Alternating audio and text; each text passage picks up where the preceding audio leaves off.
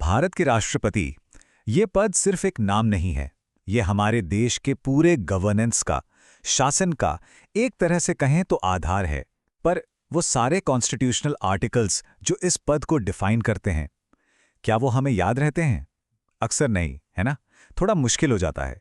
तो चलिए आज इसी मुश्किल को एकदम आसान बनाते हैं। पूरे 11 आर्टिकल्स, और वो भी एक के बाद एक, बिल्कुल ऑर्डर में। अब एक किसी भी स्टूडेंट के लिए या कोई भी जो इंडियन पॉलिटी को समझना चाहता है, उसके लिए एक बहुत बड़ा चैलेंज हो सकता है। तो क्यों ना इस चैलेंज को एक मज़ेदार खेल बना दिया जाए। चलिए इसका हल निकालते हैं। तो सबसे पहले ये समझना ज़रूरी है कि ये आर्टिकल्स आते कहाँ से हैं। प्रेसिडेंट से जुड़े ये सभी अनुच्छेद हमारे संविधान के पार्ट वी का हिस्सा हैं। पार्ट वी जो बात करता है द यूनियन एग्जीक्यूटिव की, यानी संघ की कार्यपालिका। अब सिंपल शब्दों में कहें तो ये वो फ्रेमवर्क है जो बताता है कि हमारी सेंट्रल गवर्नमेंट आखिर काम कैसे करती है। अच्छा, तो इस यूनियन एग्जीक्यूटिव में कौन कौन है? इसमें शामिल हैं vice president, union council of ministers और अटॉर्नी जनरल। और इस पूरे स्ट्रक्चर के हेड कौन है? जी हाँ, बिल्कुल सही, तो प्रेसिडेंट ऑफ इंडिया। हमारे कॉन्स्टिट्यूशन ने प्रेसिडेंट के पद के लिए एक दो नहीं बल्कि पूरे 11 आर्टिकल्स डेडिकेट किए हैं। आर्टिकल 52 से लेकर आर्टिकल 62 तक। ये आर्टिकल्स उनके पद, उनकी शक्तियां, प्रोसेसेस, सब कुछ डिटेल में बताते हैं। और बस यहीं आकर इन सबको क्रम में याद रखना थोड़ा ट्रिकी हो जाता है। लेकिन फिक्र की कोई बात नहीं। क्या हो अगर मैं ये कहूं कि इन सब को ऑर्डर में याद रखने का एक बहुत ही सिंपल बल्कि मज़ेदार तरीका है। चलिए इस कोड को क्रैक करते हैं और देखते हैं कि कैसे इन इंपॉर्टेंट आर्टिकल्स को चुटकियों में याद किया जा सकता है। और ये रही वो मास्टर की। Pappu eats every mango to enter quiz competition of India today. हाँ, मुझे पता है सुनने में थोड़ा फनी लग रहा है ना, लेकिन यकीन मानिए यही वो एक सेंटेंस है जो उन 11 आर्टिकल्स के पूरे राज को खोलने वाला है। तो फिर तैयार हैं इसे डिकोड करने के लिए? आइए इस मज़ेदार सेंटेंस को ब्रेक डाउन करते हैं और देखते हैं कि इसका हर एक शब्द एक एक आर्टिकल से कैसे जुड़ा हुआ है। देखिए ये कितना सिंपल है। इस सेंटेंस के हर वर्ड का पहला लेटर एक आर्टिकल को रिप्रेजेंट करता है। पप्पू का पी मतलब article 52 the president of India. Yeats का ई मतलब article 53 executive power of the union. और ये पैटर्न आर्टिकल 52 से लेकर 62 तक एकदम परफेक्टली काम करता है। जैसे क्विज का क्यू हो गया क्वालिफिकेशंस के लिए, ऑफ का ओ है ओथ के लिए, और इंडिया का आई है इम्पीचमेंट के लिए। है ना कमाल का तरीका? आप चाहें तो यहां पर एक पॉज लेकर इस पूरे लिस्ट को आराम से देख सकते हैं। इसने पूरे सीक्वेंस को कितना आसान बना दिया है। तो अब हमारे पास आर्टिकल्स का पूरा सीक्वेंस है। ग्रेट, लेकिन सिर्फ नंबर्स याद कर लेना तो आधी बात हुई, है ना?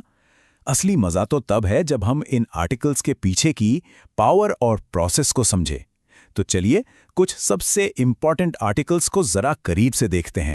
चलिए शुरू करते हैं आर्टिकल 54 से, यानी प्रेसिडेंट का इलेक्शन। यहाँ एक बहुत इंटरेस्टिंग बात है।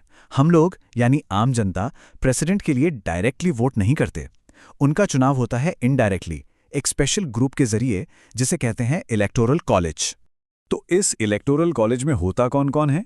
इसमें होते हैं, ध्यान से सुनिएगा, पार्लियामेंट के दोनों सदनों मतलब लोकसभा और राज्यसभा के इलेक्टेड मेंबर्स, फिर सभी राज्यों की लेजिस्लेटिव असेंबलीज के इलेक्टेड मेंबर्स, और साथ ही दिल्ली और पुडुचेरी की लेजिस्लेटिव असेंबलीज के भी इलेक्टेड मेंबर्स। अब आते हैं आर्टिकल 58 पर, यानी क्वालिफिकेशंस। प्रेसिडेंट बनने के लिए क्या क्या योग्यताएं चाहिए। और ये बात तो साफ है कि ये कोई ऐसा पद नहीं है जिसके लिए कोई भी चुनाव लड़ सके। इसके लिए कुछ स्ट्रिक्ट क्राइटेरियाज हैं। सबसे पहली और बेसिक कंडीशन है उम्र। कैंडिडेट की उम्र कम से कम 35 साल होनी ही चाहिए। और बात सिर्फ उम्र की नहीं है। 1952 एक्ट के हिसाब से किसी भी कैंडिडेट के नॉमिनेशन को कम से कम 50 इलेक्टर्स प्रपोज करते हैं और 50 दूसरे इलेक्टर्स उसे सेकंड करते हैं, यानी समर्थन देते हैं। ऐसा इसलिए है ताकि सिर्फ सीरियस कैंडिडेट्स ही मैदान में उतरें। अब बात करते हैं एक बहुत ही सीरियस प्रोसेस की। आर्टिकल 61 इम्पीचमेंट यानी महाभियोग। ये प्रेसिडेंट को उनके पद से हटाने का कॉन्स्टिट्यूशनल तरीका है और इसका आधार सिर्फ एक ही हो सकता है, वायलेशन ऑफ द कॉन्स्टिट्यूशन, यानी संविधान का उल्लंघन। ये एक ऐसा फ्रेज है जिसकी इंटरप्रिटेशन बहुत वाइड हो सकती है। और ये प्रोसेस आसान तो बिल्कुल भी नहीं है।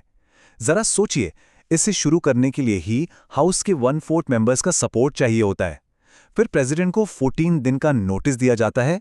इसके बाद रेजोल्यूशन को दोनों सदनों से 2/3 मेजॉरिटी, जो कि एक बहुत बड़ी मेजॉरिटी होती है, उससे पास होना होता है।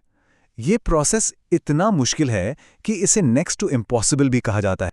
तो हमने 52 से 62 तक का सीक्वेंस तो देख लिया, पर प्रेसिडेंट की एक और बहुत बहुत इंपॉर्टेंट पावर है जो इस सीक्वेंस से बाहर है, लेकिन जिसके बारे में जानना बेहद जरूरी है। एक तरह से ये एक बोनस इंफॉर्मेशन है। ये है आर्टिकल 72, पॉर्डनिंग पावर्स, यानी क्षमादान की शक्तियां।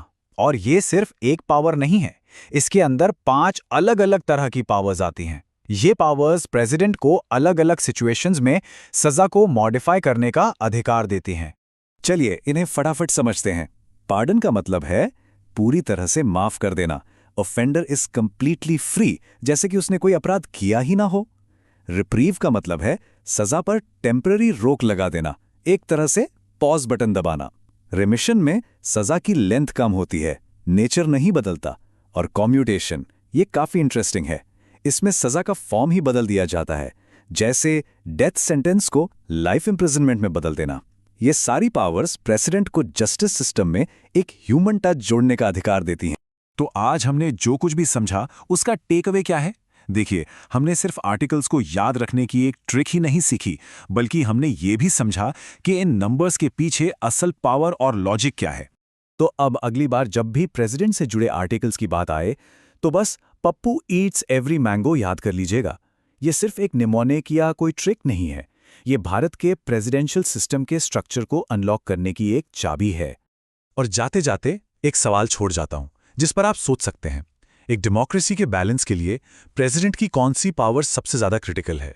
उनका इलेक्शन प्रोसेस, उन्हें हटाने का डर यानी इम्पीचमेंट, या फिर उनकी क्षमादान की शक्ति? इस पर जरूर सोचिएगा।